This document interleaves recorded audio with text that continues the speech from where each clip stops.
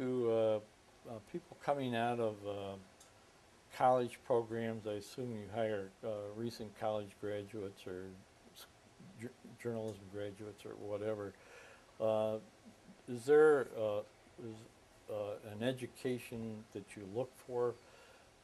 Is being educated in public relations or mass communications equate to a liberal arts background, or how does that all, in your judgment, Well, I play like to have, out? I think that having, the academic skills are important, but I like to have somebody who knows something about sales even. Now, this may sound a little far Oh, that's afield, good. but I think that selling is not a dirty word. I think that some of the top people in our business are pretty good salesmen too. They have to not only sell the clients that we're involved in that this is a good idea and they should pursue this, but sell people who work for them, and it's a constant selling job. I think that some companies, major companies, have hired CEOs who've had no experience at all in sales. They might be chief financial officers, or they might be in manufacturing part of the business, and I think that's fine. But I think that they have to have some sales background, knowing what makes their customers tick, and what makes their employees tick as well. Because I think that the selling concept, it permeates all areas of a person's job. So when I've seen certain CEOs of major companies fail because they came out of the other ranks, and when I say sales, these are people who feel uncomfortable talking to media people or to their own employees, and they're so introverted that they may not be able to communicate properly. I mentioned Ralph Larson of Johnson & Johnson. I go back to Johnson & Johnson not because they're a client, which they're not, but because I think they're one of the quintessential good guys, and they always have been in terms of their ratings and things.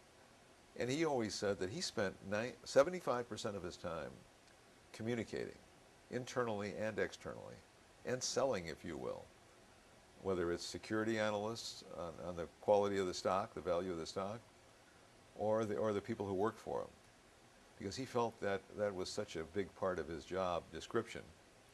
But I think too many boards of directors forget about that when they're looking for CEOs.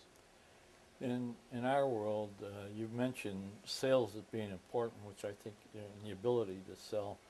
Where does creativity fit into your thinking as far as a characteristic or quality of people you hire? I think creativity is an extremely important element of our business, and it always will be. No matter how the media may change over the years, I think being creative is still gets the juices flowing. And one of the things I always enjoy doing at the office is getting involved in brainstorm meetings. Whether it's an existing client or a new client prospect that we're working on, I always like to get involved in that process because the creative part of it is still one of the things that got me interested in being in this business. Well, having said that, is there a role for continuing education for people working within this discipline? And what types of education would be beneficial to mid-career people or even senior people?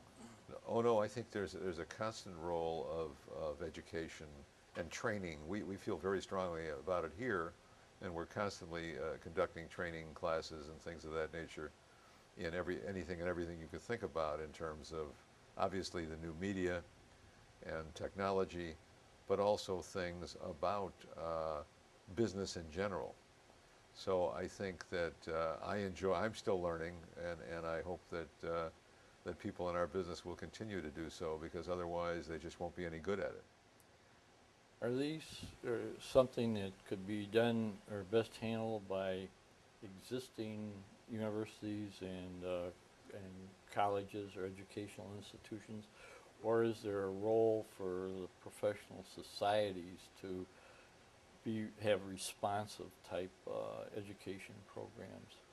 Well, Or I does it think, make a difference? well, no, I think a little of both, and I think professional societies are doing a lot more these days in that area, and I really salute them for that. I think that's a terrific thing, and yeah, I've attended a couple of them on my own. I've spoken at a couple of them, and we send some of our people to them, and they always come back highly stimulated, and I think it's very well worth it, and because I think it's our business, like a lot of things, is a constant evolution. Unless we're current, we're not any good at anything we do. I like to say that, I hope somebody throws me out if they think I'm just, this fuddy-duddy walking in and, making some noise at the wrong time. And because I do think that we have to be current and we have to know what's going on, because otherwise we're not effective. Earlier, we talked about ethical behavior and performance and the role of the CEO in setting a tone within a corporation. What do you view, or do you have a view on the value of mission statements and credos and things of that nature, which some companies have and other companies dismiss? What's your viewpoint? Well, I think mission statements are fine if you really live by them on a day-to-day basis. There's too many companies that come up with a lofty mission statement, and they'll put it on their website or maybe once, or they'll have a little booklet on it. But if that's the way it is, then I think it's meaningless. I think you have to live by the mission statement on a day-to-day basis and be constantly reminded of it, and make it as practical as possible, and something that really is part and parcel of your culture. Because otherwise, I think it's just it's a feel-good thing for a few people, and it's meaningless. Do you have an ethics training program for your people, or an indoctrination thing for the people within your organization, or something that would be similar to that to get all the players on the same page? Well, we do that certainly with the new people who start with us get a booklet about that, and they're shown certain videos and certain obviously the website. We constantly try to reinforce that sort of thing. So we do talk a lot about it, and we have a strong intern program that we've had for quite a few years in all of our offices, where we hire a good number of people out of that intern program. And they come from all walks of life. They're not necessarily just the traditional kinds of students. So we look for people who are really interested in this, or certain people who might want a career change. We've had a couple of lawyers and a couple of accountants who wanted to get into this business, and they've turned into pretty good practitioners.